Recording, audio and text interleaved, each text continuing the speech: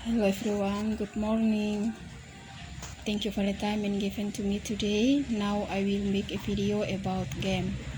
The first game, the treasure hunt. Rather than turn reading into a job, let your kids start finding out who reading is so integral to any part of their lives. Hide his toys or even new ones along with a few chocolates or gifts in different parts of the house. About those locations, write down simple clues on a piece of paper. Even a simple line as "Where do you weather than plants?" can be enough. Make your child read it out loud, answer it, and then find the hidden object. Next, for speaking, tell me a story. Here is a fun way to get students to tell you a story. You can use this fairy tale board game or design your own.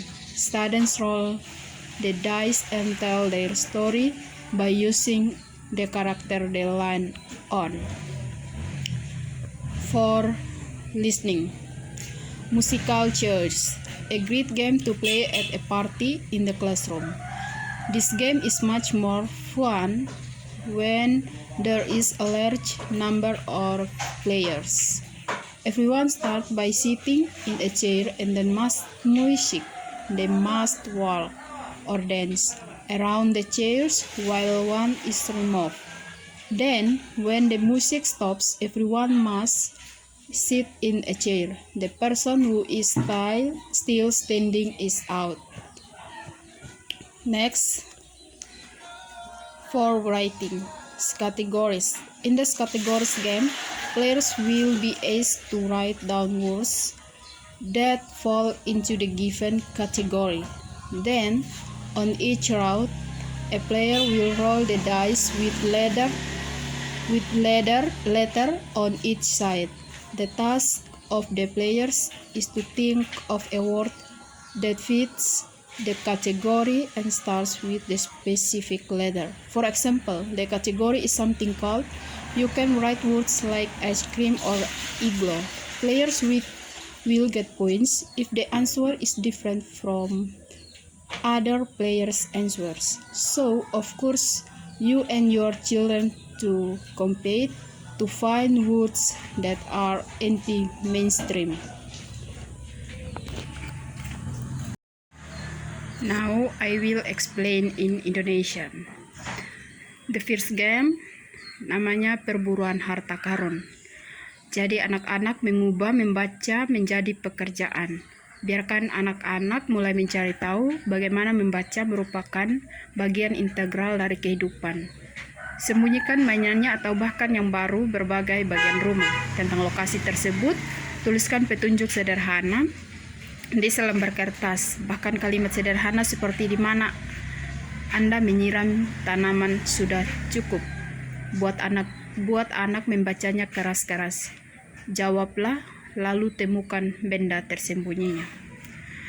Yang kedua yaitu tentang speaking atau berbicara.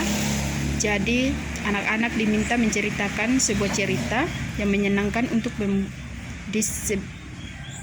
cerita menyenangkan.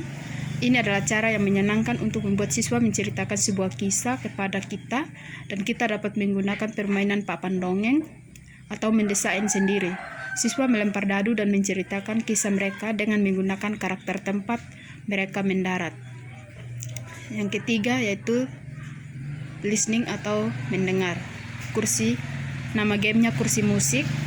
Jadi game yang bagus untuk dimainkan di pesta atau di kelas. Game ini jauh lebih menyenangkan ketika ada banyak pemain. Semua orang mulai dengan duduk di kursi dan kemudian musik diputar. Mereka harus berjalan atau menari di sekitar kursi, sementara satu kursi disingkirkan. Kemudian ketika musik berhenti, semua orang duduk di kursi, orang yang masih berdiri sudah keluar.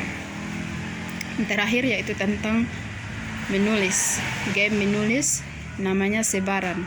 Dalam permainan kategoris, Pemain akan diminta untuk menuliskan kata-kata yang termasuk dalam kategori yang diberikan. Kemudian pada setiap putaran, seorang pemain akan melempar dengan huruf 1 di setiap sisinya. Tugas pemain adalah memikirkan kata yang sesuai dengan kategori dan dimulai dengan huruf yang ditentukan. Contohnya, kategori sesuatu yang dingin. Kita dapat menulis kata-kata seperti es krim atau iglo. Pemain akan mendapatkan poin jika jawabannya berbeda dengan jawaban pemain lain. Jadi, tentunya kita dan anak-anak harus berlomba-lomba mencari kata-kata yang anti mainstream. Sekian dan terima kasih.